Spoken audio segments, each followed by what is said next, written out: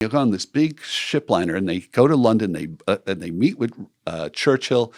Churchill gets stock in the company that Kennedy controls, the alcohol, even though Your book you wrote on the Kennedys and Churchill that you mentioned. There was some kind of like relationship there and a falling out. And what did you mean by that? I wrote a book called When Lions Roar, the Churchills and the Kennedys. And there are two things that kind of influenced me in preparing for Mafia Spies.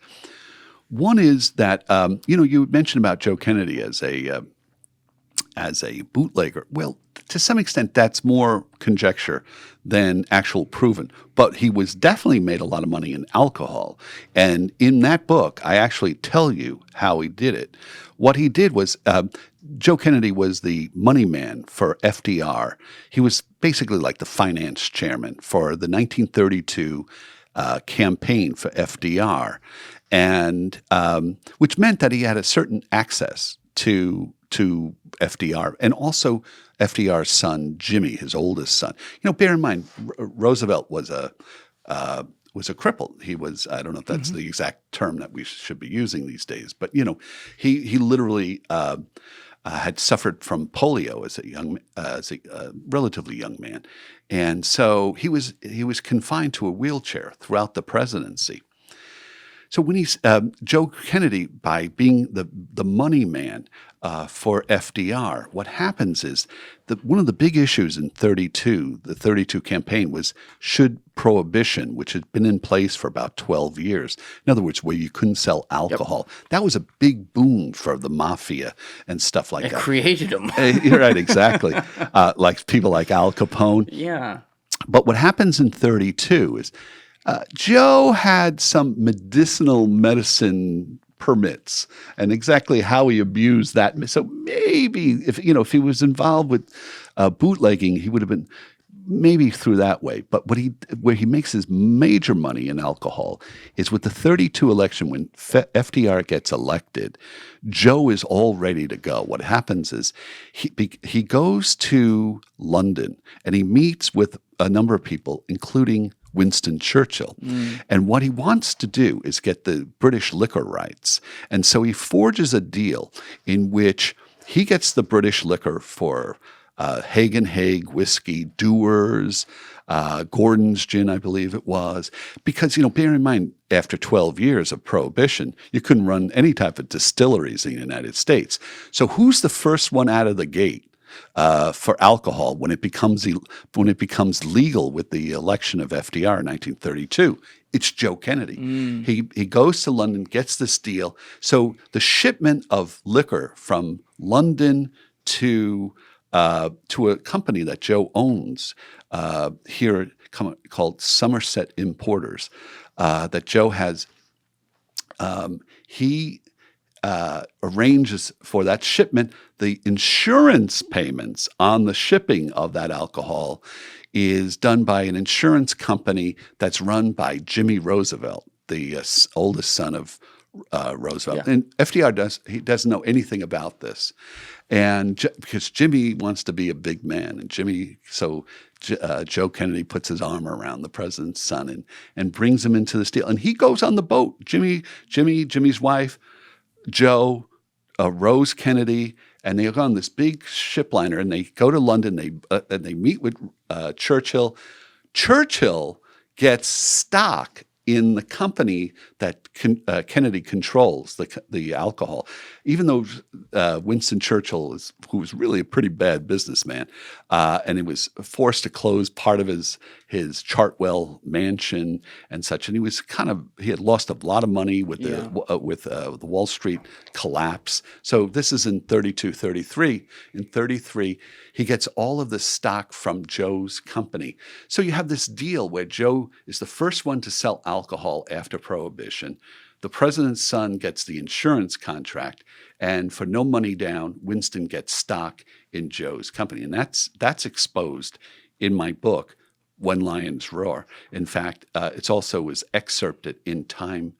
Time magazine ran an excerpt of that. So that was, and Joe, his company the liquor company that was involved. They had a guy who looked like he was shot in Chicago, and that was a pretty shady type of thing. That was about 1945 when this guy was shot. His name was Thomas Casaro.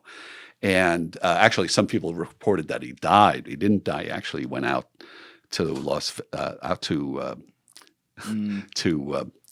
Angeles. But Joe's involvement with the liquor industry, that was something that kind of got me aware of, the questions about the mafia and the Casaro. Was there something shady that happened out there? The other thing, though, is that Joe, when he was the ambassador in London, had a spy in his embassy, and he didn't know about it, a guy named Tyler Kent. And there's a whole big chapter about the Tyler Kent case. And Winston Churchill was a big believer in spying. And so when he came and became prime minister, they became aware of Tyler Kent and really clamped down on it right away. They arrested Tyler Kent. Who was he working for? He was working for the Germans. He was selling secrets, information between Churchill and the Kennedys, diplomatic dispatches that were being filed in the embassy, and that was really the almost like the mailroom for the correspondence between Churchill and the Kennedys. Between Churchill and FDR. And FDR at that time was still saying, "Oh, I won't send your men, your boys to war. We won't get involved in that European war." And of course, Winston wanted him there. He wanted the United States to get involved and help save Western civilization from Hitler. But the whole aspect of the secret agent, the spy, Tyler Kent, in Joe Kennedy's embassy, is part of a chapter of that book. And the whole aspect of spying, the way that Churchill handled it, he handled it brilliantly, and he used it for his political advantage as well. He basically was able to get rid of Kennedy. Kennedy was the ambassador, the U.S. ambassador to London at that time, and he was very much an isolationist. Yep. So he was saying we should never get involved in this war. England is gone. We should try to deal with Hitler and do the best that we could, and just tend to our own affairs back in the United States. Let's not get involved in this war. And so Winston used that spy thing to help get rid of Kennedy. Winston was an unbelievable politicker, if you will. He knew Great life. He knew how to work the back rooms better than anyone. And you know why? Because he did a lot of reading. Yes. He was a student of history. He was a great writer as well. He won a Nobel Laureate Prize for his writing, but he was also somebody whose life, particularly as a biographer, doing that book, that was so much fun. And I think anybody who writes about the life of Churchill is forever affected by it. It's such a strong presence in so many aspects of people's lives. It was a lot of fun to do that book. But the whole aspect of spying, a little bit about Joe Kennedy and alcohol and what happened out in Chicago, all these things led to the idea of, let's do this story about two gangsters hired by the CIA to kill Castro, and use that as the window into this extraordinary time period. Somehow tied to World War II and Churchill. It's crazy how it all ties together. Yeah, it really is. So and in many ways, it's kind of Mafia Spies is the third in a trilogy of Kennedy books for me. The Kennedys. Yeah, I've been asked. In fact, somebody about 2 years ago called me and said, "Are you interested in doing a book about RFK Jr.?" And I said, "Thank you, but no, thank you." I think I'm done with the Kennedys. Never say never, but fundamentally, this is a trilogy. It's my first book about the Kennedys, America's Emerald Kings, about their Irish Catholic immigrant experience. And in many ways, that's a very positive book about the Kennedys, because I do think when we talk about a nation of immigrants, that is very much the legacy of John F. Kennedy. When we talk about Kennedy's greatest legacy for this country, it's the America that you and I live in today, with so many different people from so many different lands. We really have become not a white nation, but a multi faceted country of people from all over the world. We are a nation of immigrants, just as John F. Kennedy wrote in this little pamphlet that barely anybody paid attention to. And in fact, all of his biographers barely mention that book, A Nation of Immigrants. He wrote it in 1957, 58. But they passed the change in the immigration law in 1965 in his honor. It was on the front page of the New York Times. Again, not too far from this place, on the base of the Statue of Liberty. Lyndon Johnson, President Johnson, with Bobby Kennedy and Ted Kennedy right behind him, signed the immigration law. And that law really opens up the door of America to people not only from Europe, but from Asia, from Latin America, from Africa, from all around the world. So that is, I think, the biggest legacy when I talk about the Kennedys, and why I think they're JFK's example and the Kennedys' legacy still is with us as a family, but also as really the visionaries of the new America that we now live in. I wonder how much different the world would be if he hadn't been killed, though, because he didn't have much time. He had 2.5 years in there. Kennedy had a lot of interesting ideas. Today, he probably wouldn't have been defined by a political party. I don't know if he would exist today, because he had Democratic and Republican beliefs based on what we have today. But he never got to see those through, and when he left, the world changed on a dime. We went to Vietnam. The rest is history, right? But if some of his vision, I would call him a visionary as a president. If some of his visionary beliefs had been allowed to, I don't know, like see themselves grow, I think history would be much, much different. I agree with you. I think one of the eternal questions of history, American history, is would we have gone into Vietnam to the extent that we did if Kennedy had lived? No shot. And that's a question that, people say yes and no. It's hard to say. Bear in mind, I talked about Kennedy and how his Irish Catholic immigrant experience influenced his worldview. And Churchill was a big influence on Kennedy's thinking. But as a Catholic, I think they were well aware that Diem, who was running Vietnam, there was only 10% of Vietnam was Catholic.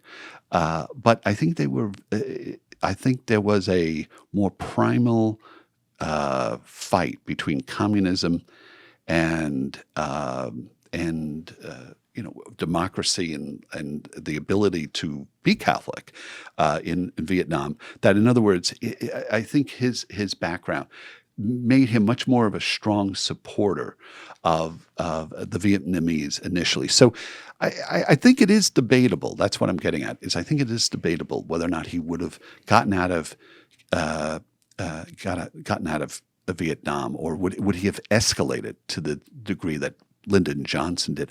I doubt he would have done that. Yeah. But it is interesting when you go back. I also think, the thing that we talk about in Mafia Spies, the idea that Hoover had this very compromising personal information about his affair with Judy Campbell. And how would he use that? And if it came out in the 1964 election, would that have made any difference? Would there have been some type of? We just don't know what happens. And with Clinton, he had a sexual affair that was exposed, and his poll numbers actually went up among the public. People said, "Well, He's also the great. Clinton and Kennedy was on a similar level, just the greatest politician I've ever seen. Yeah, he could lie to my face, and I believe him. Kennedy, I got you, bro. I think Kennedy called us to our greater angels in terms of, particularly when you look at the rhetoric, if you look at the speeches that he gave, it was very much Churchillian. He was very influenced by the way that Churchill would speak and write. And so his speeches would deliberately had Churchillian phrases in them. And but it was just classier. It wasn't something that was drawing upon our prejudices and our biases, but actually called us to our greater angels about things. And so, I admire a lot of things about Kennedy. And, it's difficult to see some of these other less than admirable aspects of it. But certainly in Mafia Spies, it's a huge part of the story. Well, I've had a chance to read some of the book. It's really, really good. Love it. And the show we're going to be checking out now as well. Congratulations on all that. Thank you so much. It's on Paramount Plus and Showtime. I know I want to make sure I say that. We're going to put the links to your book and the show down in the description, so everyone can go get that right now. But Tom, Joyce, thank you so much for coming out here today. Julian, thank you so much. All right. Everybody else, you know what it is. Give it a thought. Get back to me. Peace. Thank you guys for watching the episode. Before you leave, please be sure to hit that subscribe button and smash that like button on the video. It's a huge help. And also, if you're over on Instagram, be sure to follow the show at Julian Dorey Podcast, or also on my personal page at Julian D. Dorey. Both links are in the description below. Finally, if you'd like to catch up on our latest episodes, use the Julian Dorey Podcast playlist link in the description below. Thank you. Thank you for watching the video, guys. If you haven't already subscribed, please smash that subscribe button and check out this clip's full podcast episode by clicking here or in the description below.